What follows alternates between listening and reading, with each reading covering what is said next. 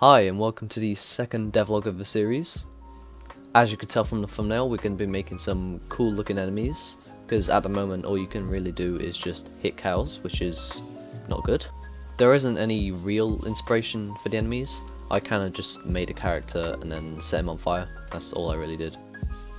But before I do that, I'm going to replace the chest model I currently have because, well, at the moment it's kind of like a table. So I've got my friend Woody to make one and it's looking kind of good. So I'm just going to spend some time to polish this up and make this more symmetrical. And well, I'm just going to speed this up, so we'll see you on the other side.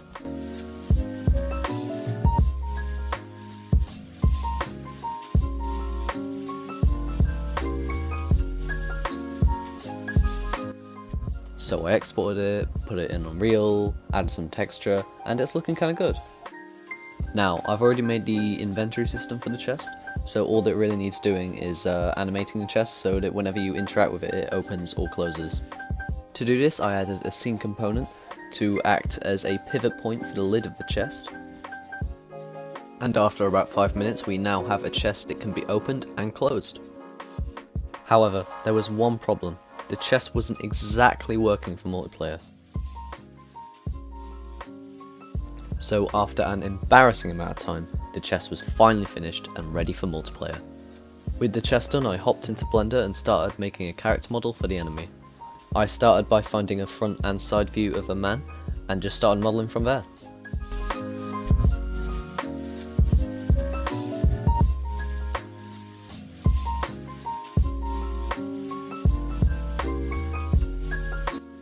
After I finished with the modelling, I rigged and animated the character.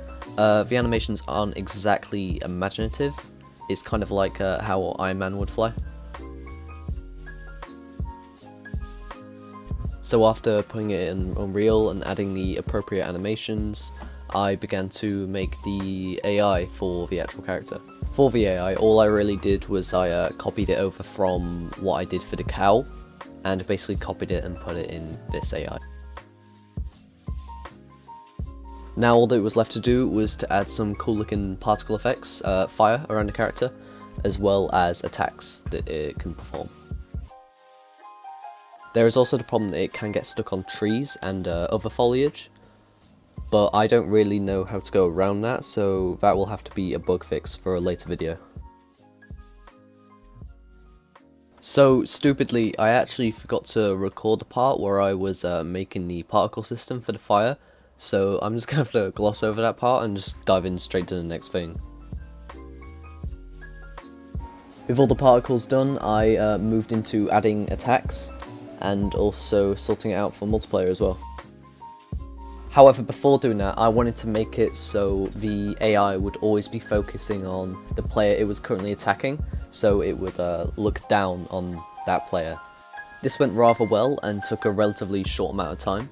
So after this, I just went straight into attacking. I haven't made any sort of attacking animations yet, so at the moment the AI just kind of stops in front of a player and it just reduces some of the health. After making the attacks, I spent some time putting it together in multiplayer so that it replicates across all clients, and now it works.